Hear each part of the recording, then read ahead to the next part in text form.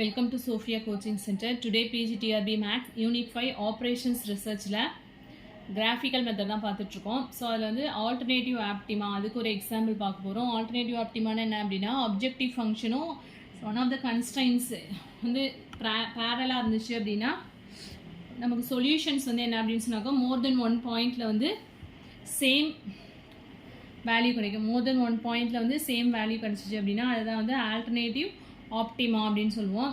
So maximum Z என்ன கொடுத்துருக்காங்க அப்படின்னா 2x1 + 4x2 constraints x1 + 2x2 less than or equal to 5, x1 + x2 less than or equal to 4 and x1 x2 greater than or equal to 0. So இந்த constraint வந்து 2ஆல் multiply பண்ணால் என்ன வரும் அப்படின்னா 2x1 + 4x2. So நமக்கு என்ன வந்துடுது அப்படின்னு சொன்னாக்க அப்ஜெக்டிவ் ஃபங்க்ஷன் வந்து வந்துடுது இல்லையா. அங்கே சம் கொடுத்துட்டு வந்து ஆப்ஷனில் வந்து ஆல்டர்னேட்டிவ் ஆப்டிமா சொல்யூஷன் வந்து எப்படி இருக்கும் அப்படின்னு கேட்டிருப்பாங்க. பேசிக் solution, feasible solution, infeasible solution, alternative optima, unbounded solution அப்படின்னு கொடுத்துருப்பாங்க. One of the constraint is parallel to the objective function அப்படின்னாலே வந்து சொல்யூஷன் வந்து என்ன alternative optima டேரெக்டாக சூஸ் பண்ணிடலாம். ஓகேவா. ஸோ இதை கூட கொஸ்டினாக மேக் பண்ணுவாங்க. ஸோ நம்ம இதெல்லாம் ஃபைண்ட் அவுட் பண்ண அவசியம் இல்லை.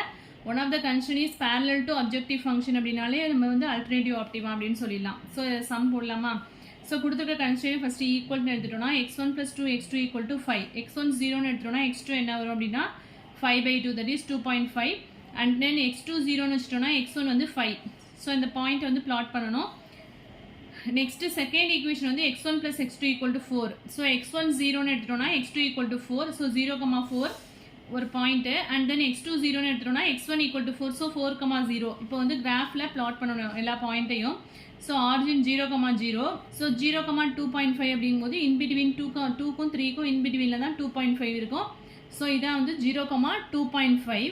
அண்ட் தென் அனதர் பாயிண்ட் வந்து 5,0. So this point. ஸோ ரெண்டத்தையும் கனெக்ட் பண்ணோம் அப்படின்னா அதுதான் வந்து x1 + 2x2 less than or equal to 5 இந்த லைன். நெக்ஸ்ட் வந்து என்ன அப்படின்னாக்கா 0,4 அண்ட் 4,0 அப்படிங்கும்போது இந்த 2 பாயிண்ட்ஸையும் வந்து கனெக்ட் பண்ணோம் அப்படின்னா அதுதான் x1 + x2 less than or equal to 4. இப்போ ரெண்டு கன்ஸ்ட்ரைன்ட்ஸ்மே less than or equal toங்கிறதுனால நம்மளுக்கு வந்து என்ன ஷேடட் ரீஜன் வந்து எங்கே இருக்கும் அப்படின்னா டவுன்வர்டாக தான் இருக்கும்.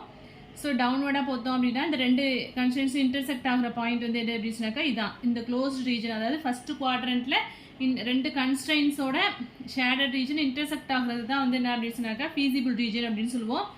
ஸோ OABC இதுதான் இந்த பாயிண்ட் தான் வந்து என்ன அப்படின்னாக்கா ஃபீசிபிள் ரீஜன். ஸோ O பாயிண்ட்டில் ஃபஸ்ட்டு ஃபைண்ட் அவுட் பண்ணுவோம் இல்லையா. அட் த பாயிண்ட் 0,0ல வந்து z = maximum z = 2x1 + 4x2 substitute பண்ணோன்னா ரெண்டு பாயிண்ட்மே 0ங்கிறதுனால டோட்டலாக z = 0ன்னு வந்துடும். ஏங்கிறது வந்து என்ன அப்படின்னாக்கா 0,5/2, தட் இஸ் இங்கே 0,2.5 சொல்லலாம், 0,5/2. ஸோ சப்ஸ்டியூட் பண்ணால் என்ன வரும் அப்படின்னா ஃபஸ்ட்டு x1 வந்து 0 அண்ட் தென் x2க்கு பதிலாக 5/2 சப்ஸ்டியூட் பண்ணோம் அப்படின்னா 2 கேன்சல் ஆகிட்டுனா இங்கே 5 இருக்குது ஆல்ரெடி. ஸோ 5 2s are 10 அப்படின்னு வந்துடும். அண்ட் தென் B பாயிண்ட் வந்து என்ன அப்படின்னாக்கா நமக்கு தெரியாது. ரெண்டு கன்ஸ்ட்ரைன்ஸும் இன்டர்செக்ட் ஆகிற பாயிண்ட் அப்படிங்கும்போது இந்த கன்ஸ்ட்ரைன்ஸ் ரெண்டத்தையும் சால்வ் பண்ணோம் அப்படின்னா அதுலேருந்து என்ன பாயிண்ட் கிடைக்குது அப்படின்னா 3,1. பிங்கிறது என்ன அப்படின்னா 3,1. ஸோ x1க்கு பதிலாக 3 அண்ட் x2க்கு பதிலாக 1 சப்ஸ்டியூட் பண்ணோம் அப்படின்னா அதுவும் வந்து 10 தான் கிடைக்குது. சி வந்து என்ன அப்படின்னா சி வந்து 4,0. ஸோ 4,0 சப்ஸ்டியூட் பண்ணும்போது 8 அப்படின்ட்டு இருக்கு. நமக்கு வந்து ரெண்டு பாயிண்டில் இது மாதிரி இதுதான் வந்து ஆல்டர்னேட்டிவ் ஆப்டிமா அப்படின்னா மோர் தென் ஒன் பாயிண்டில் வந்து என்ன இருக்குது அப்படின்னா same optimum value.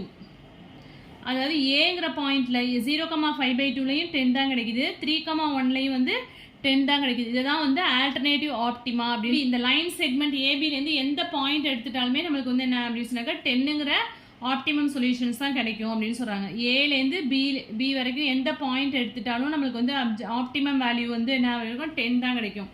Any point அதை தான் இங்கே சொல்லியிருக்காங்க. Any point on the line segment AB gives the maximum value z = 10 of the objective function. Okay. Unbounded solutionக்குள்ள ஒரு எக்ஸாம்பிள். ஸோ சம் பாருங்க. Maximum z = 6x1 + x2 such that 2x1 + x2 greater than or equal to 3, x2 - x1 greater than or equal to 0 and x1 x2 greater than or equal to 0. So கன்ஸ்ட்ரைனை ஈக்குவல்னு எடுத்துக்கணும். 2x1 + x2 = 3 and then points find out பண்ணுவோமா. x1 = 0ன்னு எடுத்துட்டோம்னா x2 3ன்னு வந்துடும். So 0,3ன்னு ஒரு point கிடச்சிருக்கு. And then x2 0ன்னு எடுத்துட்டோம்னா x1 வந்து 3/2, that is 1.5,0. So இதில் point out பண்ணலாமா. 0,3ங்கும் போது எங்கே வரும் இந்த பாயிண்ட். அண்ட் தென் 1.5 அப்படிங்கும்போது இந்த பாயிண்ட். ஸோ ரெண்டுத்தையும் வந்து ஜாயின் பண்ணோம். அதான் வந்து 2x1 + x2 ≥ 3. And then next என்ன கொடுத்துருக்காங்கன்னா x2 - x1 = 0. ஸோ x1 = 0ன்னு போட்டால் x1 0ன்னு போட்டால் x2வும் 0 தான். அதே மாதிரி x2க்கு என்ன பாயிண்ட் போடுறோமோ அதே பாயிண்ட் தான் வந்து என்ன அப்படின்னு சொன்னாக்கா x2க்கும் கிடைக்கும். சேம் பாயிண்ட் தான் 0,0 1,1 2,2 அது மாதிரி கிடைக்கும். தட் இஸ் இங்கே வரும் இந்த பாயிண்ட் எல்லாம் 0,0 1,1 2,2 3,3 அப்படின்னு போயிட்டு இருக்கும். அது எல்லாத்தையும் ஜாயின் பண்ணோம்னா தட் இஸ் x2 - x1 ≥ 0 இந்த லைன் கிடைக்கும். ஸோ இப்போ இந்த கன்ஸ்ட்ரெயின் வந்து என்ன கொடுத்துருக்காங்க அப்படின்னா ≥ 3. ஸோ இந்த கன்ஸ்ட்ரெயின்ஸ் ≥ 3 அப்படிங்கும்போது எங்கே வரும் அப்படின்னு சொன்னாக்கா இந்த பாயிண்ட் அப்போட இங்கே போகும். ஸோ இந்த லைன் வந்து இது வந்து என்ன அப்படின்னு சொன்னாக்கா 2x1 + x2 ≥ 3 அப்படிங்கும்போது இது அப்போட எங்கே போகும் அப்படின்னு சொன்னாக்கா இங்கே போகும் இல்லையா, இந்த ஷேடட் பாயிண்ட் கிடைக்கும். அதே மாதிரி x2 - x1 ≥ 0ங்கிறதுனால இதுவும் வந்து இங்கே அப்போட போகும். ஸோ ரெண்டு கன்ஸ்ட்ரெயின் இன்டர்செக்ட் ஆகிற அந்த ஷேடட் ரீஜன் வந்து எது அப்படின்னு சொன்னாக்கா இந்த ரீஜன் தான். ஸோ இங்கே வந்து மேக்ஸிமம் இசட் அப்படின்னு கொடுத்துருக்கிறதுனால நம்மளுக்கு வந்து என்ன பண்ண முடியாது அப்படின்னா கரெக்டாக வந்து எந்த பாயிண்ட்டில் மேக்ஸிமம் வேல்யூ கிடைக்கும் அப்படின்னு நம்மளால் ஃபைண்ட் அவுட் பண்ண முடியாது. ஸோ அதனால இதை மேக்ஸிமம் வேல்யூ ஃபைண்ட் அவுட் பண்ண முடியாதனால இது வந்து என்ன அப்படின்னாக்கா அன்பவுண்டட் சொல்யூஷன் அதான் எழுதிருக்கோம். Hence the feasible region is unbounded. Since the objective function is of maximization type, we get an unbounded solution. Next வந்து infeasible solutionக்காக எக்ஸாம்பிள். இன்ஃபீசிபிள் சொல்யூஷனா என்ன அப்படின்னு சொன்னால் சொல்யூஷனே வந்து நமக்கு எக்ஸிஸ்ட் ஆகாது, அதாவது சேடட் ரீஜனே கிடைக்காது நமக்கு. ரெண்டு கன்ஸ்டன்ட்ஸுமே வந்து காமனாக வந்து இன்டர்செக்ட் ஆகிற ரீஜன் வந்து நமக்கு கிடைக்காது. அது மாதிரி இருந்துச்சு அப்படின்னா அதுதான் வந்து இன்ஃபீசிபிள் சொல்யூஷன் அப்படின்னு சொல்லுவோம். ஸோ சம் பாருங்க, minimum Z equal to x1 + x2 subject to x1 + x2 <= 1 -3x1 + x2 ≥ 3 and x1 x2 ≥ 0. so first constraint equal to 1 எடுத்துட்டோம். x1 0 ன்னு எடுத்தோம்னா x2 = 1. so 0,1 x2 0 ன்னு எடுத்தோம்னா 1,0 இந்த ரெண்டு பாயிண்ட்டையும் கிராஃப்ல பிளாட் பண்ணணும். and then again second constraint எடுத்துட்டு பாயிண்ட் கண்டுபிடிச்சோம் அப்படின்னா 0,3 - 1,0. so first constraintக்கு நமக்கு என்ன கிடைச்சது அப்படின்னா 0,1 0,1ங்கிறது இந்த பாயிண்ட் and 1,0ங்கும்போது இது. ஸோ கன்ஸ்ட்ரெயின் இது ரெண்டுத்தையும் இந்த லைனை வந்து ஜாயின் பண்ணோம் அப்படின்னா x1 + x2 <= 1ங்கிறது இது. ஸோ =ங்கிறதுனால நம்மளுக்கு வந்து ரீஜன் வந்து எங்கே வரும் அப்படின்னா டவுன்வர்டாக இங்கே தான் வரும். அண்ட் தென் செகண்ட் வந்து என்ன அப்படின்னாக்கா 0,3 and -1,0ன்னு வந்தது. ஸோ இது ரெண்டுத்தையும் ஜாயின் பண்ணோம் அப்படின்னா லைன் வந்து இங்கே வரும். தட் இஸ் -3x1 + x2 ≥ 3ன்னு கொடுத்துருக்காங்க. ≥ அப்படிங்கிறதுனால நமக்கு ஷேடட் ரீஜன் வந்து இங்கே வரும். ஸோ இந்த ரெண்டு ரீஜனுமே வந்து என்ன ஆகலை அப்படின்னா இன்டர்செக்ட் ஆகலை அப்படிங்கும்போது நம்மளுக்கு என்ன அந்த இடத்துல சொல்யூஷனே கிடைக்காது. ஸோ இந்த ரெண்டு ரீஜனும் இன்டர்செக்ட் ஆனால் தான் அது காமனாக இன்டர்செக்ட் ஆகிற பாயிண்ட்டை தான் நம்ம சொல்யூஷன் அப்படின்னு சொல்லுவோம்.